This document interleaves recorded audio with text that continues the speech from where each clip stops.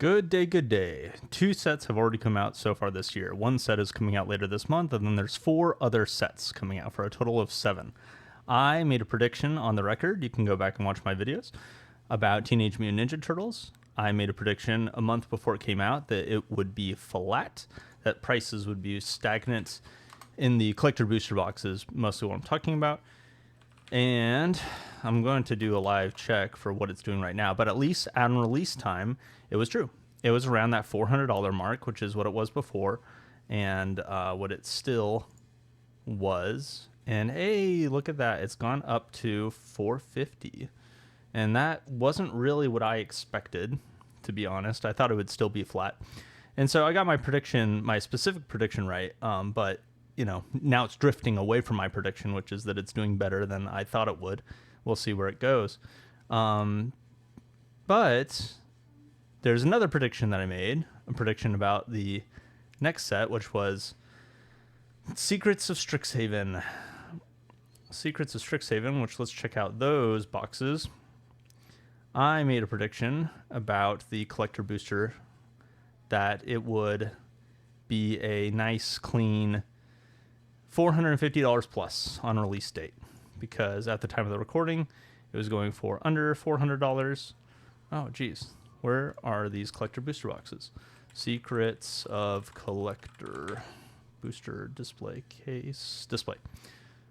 And yeah, now they're going for $500. So I made a prediction that the price would spike when spoilers came out, and the price did spike when spoilers came out. Now, it's not worth much, but I can tell you what I was thinking about Lore and Eclipsed when it first came out, which was that the set, people were getting quite hyped about it online. You know, it's real magic. This was after, of course, Spider-Man and Avatar and you know, just all this universes beyond shenanigans. And so people were online, were talking about Lore and Eclipse, like, oh, this is going to be great. It's got the real artists, the real art. It's going to be just this incredible set. And while I believe in many ways it was an incredible set, I found the general card quality when it comes to the gameplay, the general, just cards in general, to be underwhelming. And you know, so I wasn't on the record at that time. I wasn't making videos at that time, but I was definitely right in some sense about that, where the, was that Lauren Collector? I wonder if he'll, here we are. Yeah.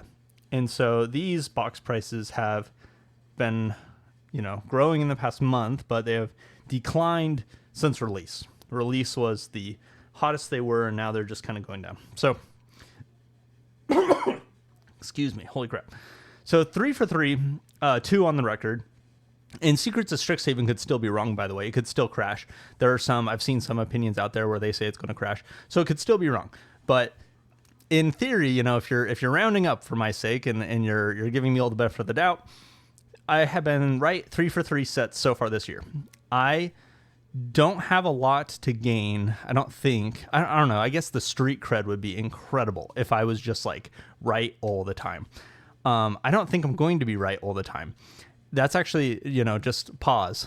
Philosophy tip with Nick. You can hold the belief that you hold bad beliefs. Not that all your beliefs are bad, but you could believe that you hold some bad beliefs. Wild, right? I think that's a good belief to have, ironically. I believe that some of my beliefs about future Magic sets are going to be wrong, but I have been right so far. And so why don't I share my thoughts on what I think it's going to be for the next 4 sets, and we'll see what happens. And I'll be on the record, and I will reference this. And if I'm right, I'm going to reference it like it's a big deal because I was right. And if I'm wrong, I'm going to reference it and be like, yeah, I was wrong. That's really interesting. What do we learn from this? Because the reality about predicting the future is that the only way you get better at it is by practicing. You practice, and then you need to be open for the feedback and try to understand where you went wrong. So here's me practicing. Marvel Superheroes is coming out in June 2026. I feel so bullish on this set. I feel like it's going to do incredible. I believe that it could perform similar to Final Fantasy.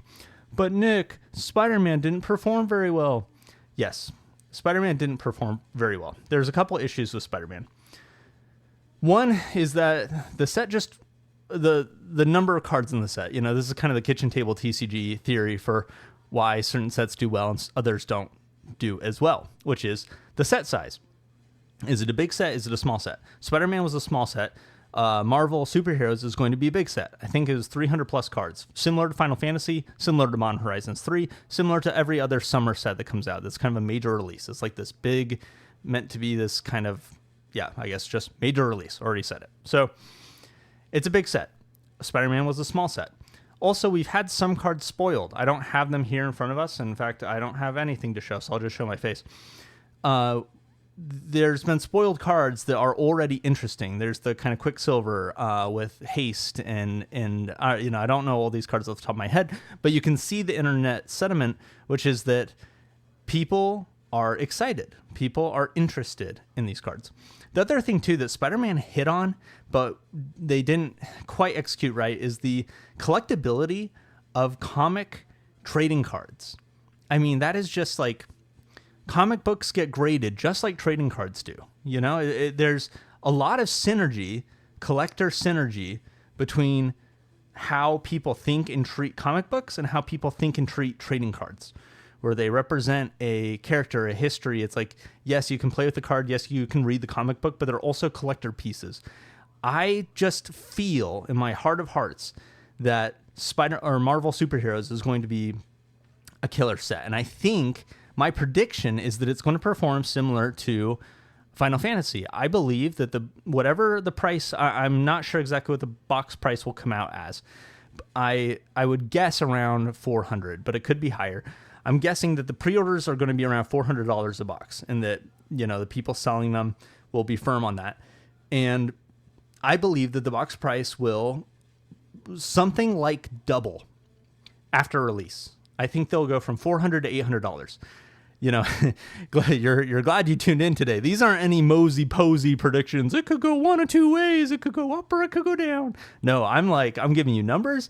I'm giving you exactly what I think is going to happen, which is for Marvel Superheroes, I believe that it's going to pre-order for around $400, and then it's going to come out and kind of immediately jump up to $800. And I'm going to put my money where my mouth is. Now, another thing to say about these predictions is that more evidence can come, and I am definitely open to being wrong in the face of new evidence, right? So if more spoilers or something comes out about Marvel Superheroes in the internet sentiment and the opinions of people online, if what I read and the vibes I get are just super negative, I reserve the right to be wrong about this prediction here today, and then act on the new information I've learned and not go out and buy a bunch of product that I think that I changed my mind about, right? So I'm saying right now that if my belief holds, I am going to go out and try to buy as much Marvel Superheroes as I can, you know, muster. But I could be wrong. I could change my mind. I could not change my mind and be wrong. That's another possibility. I really hope that one doesn't happen. Anyways, okay, so that's Marvel Superheroes. The Hobbit. Interestingly enough, I'm actually not as bullish on The Hobbit for a number of reasons. The primary one is that The Hobbit feels like a sequel set to me. Nick, it is a sequel set, right? They made cards in Lord of the Rings, in the Commander decks, in the original Lord of the Rings set. They made cards that reference The Hobbit, a number of cards. And now it's 2023.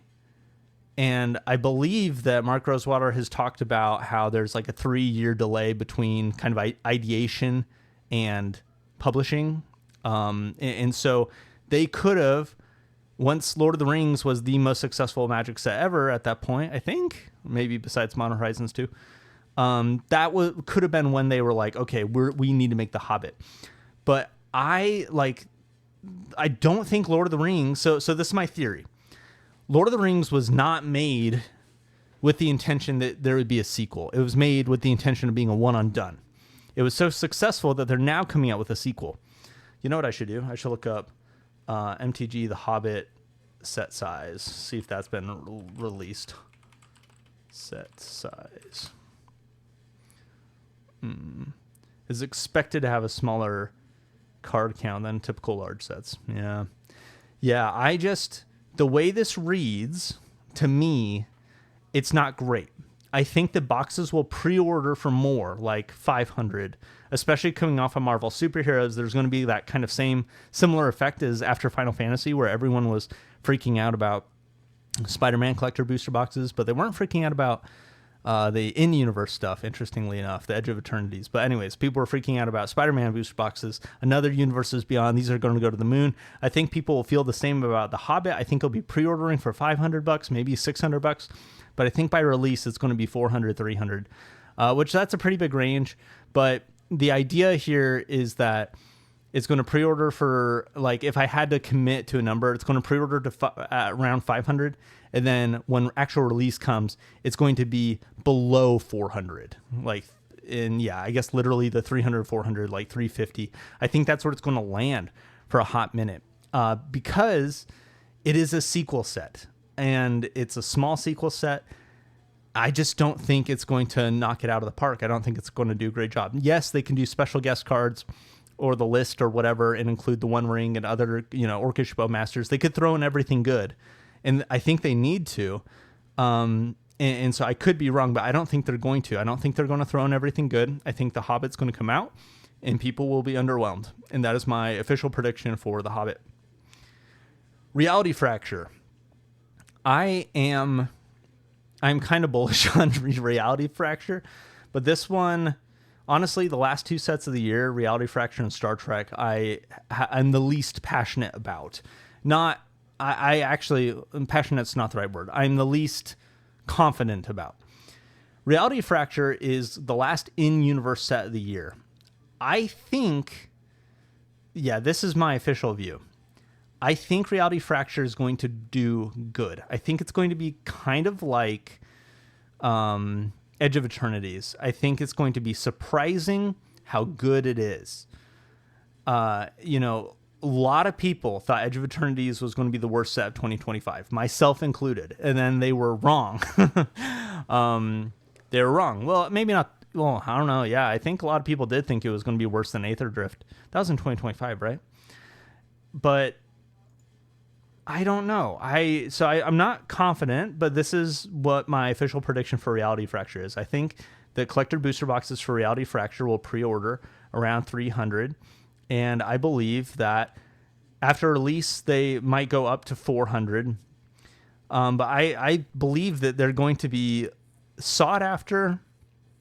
I think 300 to 400 is my official prediction, but I think there's going to be serious flipper growth type opportunity there. We're seeing it a little bit with Secrets of Strixhaven. The cards in Secrets of Strixhaven are high quality. It feels good. It's going to be a great set, but it's also coming off the back of this Universes Beyond set that people are underwhelmed with. Now, Reality Fracture is going to be after two Universes Beyond sets, and I think that both of those Universes Beyond sets are going to be fine. I just said that The Hobbit I don't think is going to perform as well, and that's going to, people aren't going to spend as much money on The Hobbit, and then Reality Fracture will come out, and I think people will spend money on Reality Fracture. I think the price of those boxes will go up. I think they'll pre-order for 300. I think they'll get up to 400 plus. That is my official view. Now, let me just address something. I realize now that I'm talking about The Hobbit more, it's kind of a wild take. I think that my take on The Hobbit is pretty bold, pretty brazen, because Lord of the Rings collector booster boxes are some of the most successful collector booster boxes of all time. And while that's true, The Hobbit is not Lord of the Rings. You know what I'm saying? Like, Lord of the Rings is like the GOAT and the OG.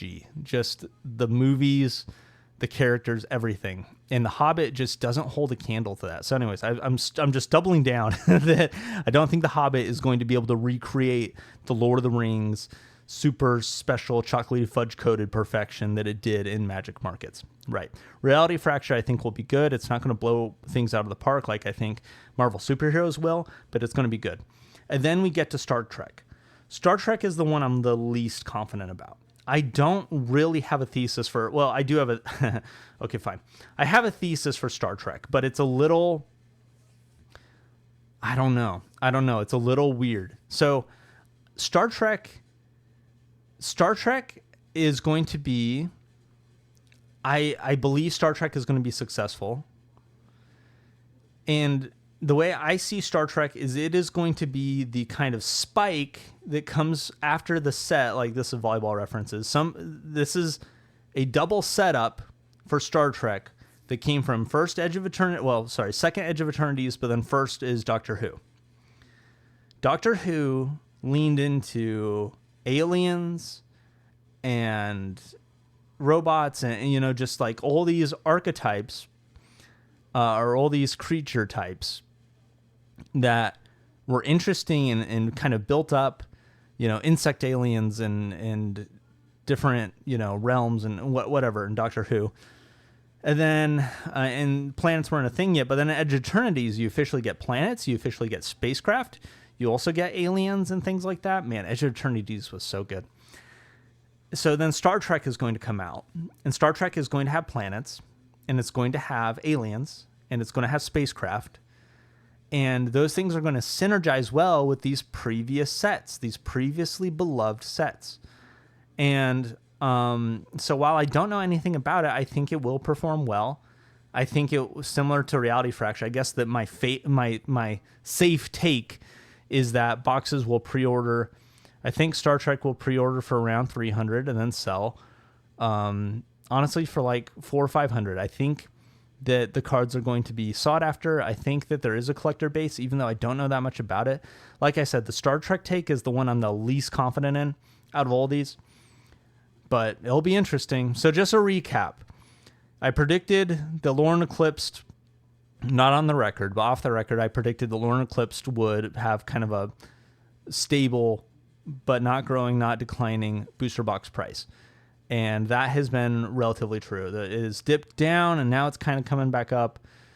And so I don't know. I guess it could explode, and then I'd be wrong. But I think Lorne Eclipse is going to be flat for quite some time. Just not easy money to make for flippers. That's kind of the context I'm talking about all these, is like, how flippable is it? Teenage Mutant Ninja Turtles, I decided was not flippable, pre-ordering for 400 because it was going to sell for just like 400 on release day. And that was true. Now the price is going up now, so we'll see. So both Lorne Eclipse and Teenage Mutant Ninja Turtles could appreciate a lot faster than I predicted, but I don't think they will. Secrets of Strixhaven, I felt like it was very flippable. The $300-ish price tag. I feel like these are easily $500 collector booster boxes, and so we'll see if that plays out. Marvel Superheroes, I predict it's going to be extremely flippable. I believe that the pre-order prices could be egregious. They could be $400 or $500 or $600, kind of like Final Fantasy. And I think that they will, like Final Fantasy, double around the time of release. The Hobbit, I do not think is going to be flippable. I think that the hype around a Lord of the Rings sequel and the history Magic has with Lord of the Rings is going to be higher than the actual demand for the cards and the product and the contents inside. And so I believe that the pre-order price is going to be higher than what the actual price will be on release day. That's my prediction. Reality Fracture, I believe that it will be flippable, just not as successful as Secrets of Strixhaven. I believe that, we just don't know anything about this set. But I think that coming off the backs of some Universes Beyond, there's going to be a lot of players very excited to play an in-universe set, even though it's Reality Fracture, whatever that means. And I believe that there will be a flipping opportunity where you're able to buy these boxes for around 300 and then release comes out and they sell for 400 plus. Star Trek, I think there will be a flipper opportunity. I think that there's a lot of design space that they will, and a lot of content to be able to lean into for Star Trek. So I'm making some assumptions about the set size and that, they'll do a good job, but I think they will. I think they will do a good job, and I think that it will also be a flippable product. It's Universes Beyond, so the prices will be higher.